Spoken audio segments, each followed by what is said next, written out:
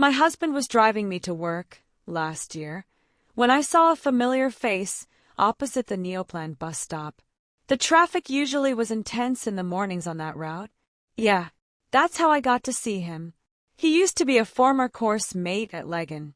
We used to date too. We dated for 3 years. He looked mad, so dirty and in tatters. I recognized him immediately, and I believe he did too when he saw me. He drew nearer to my husband's car, and then smiled at me. My husband also saw it, and even burst into laughter. He knocked on the glass, but I wouldn't roll it down. My husband asked who he was. I was lying about his identity when he called out my name. My husband read his lips, so he heard him. The vehicles ahead of us started moving. We drove along slowly, but this guy wouldn't stop following us. He walked or run by my husband's car, depending on the pace. My husband even switched lanes, just to frustrate him, but he kept jogging and trailing our car, till we eventually got the opportunity to speed off. I don't know what could have led to his present state of mental illness, but I know he never returned to school. The following semester, after our breakup, I couldn't tell my husband about him. The thing is, I accidentally met him again in traffic last year, September 15, and I stopped by his side to talk. He could carry on a meaningful conversation. He was speaking impeccable English. I bought him yogurt, water and food, and paid a watch seller to feed him lunch and dinner that day. I asked him to wait for me the following day, at the same place and time, and he did. I brought him some of my husband's used clothes, and also cooked for him. I found out where he laid his head at night, and got food vendors to feed him every afternoon and evening for 4 months. I paid for all that.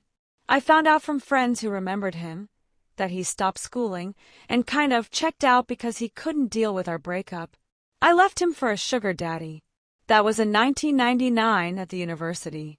In our numerous talks, whenever I passed by his area, he wouldn't stop telling me how much he loves and misses me.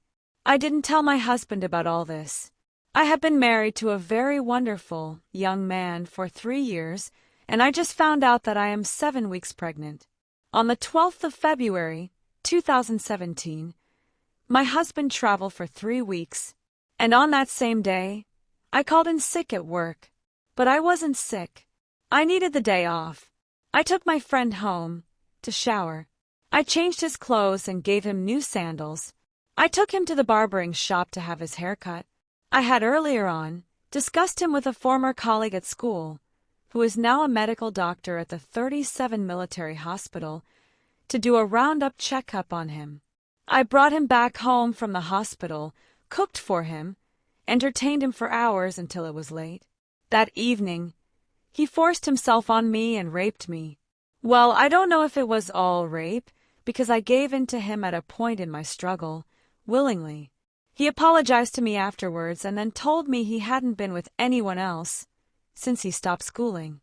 I dropped him off at his usual junction, and then that was that. I tried to stay away from him. I haven't stopped paying for his feeding through mobile money every week to 2 food vendors, and I mostly call them to know about how he is doing. I think I might be carrying his baby. My husband is happy about our first pregnancy, but I am totally confused. I certainly did not tell him about the events that took place, and I don't plan on doing so. However, I think I have started developing feelings for my friend. Maybe I enjoyed his sex better as compared to my husband's.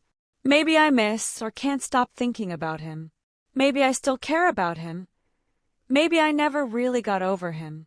Maybe I am feeling all these things because I could be carrying his baby. His checkup results were all clean. He is very healthy. Even his HIV result was negative.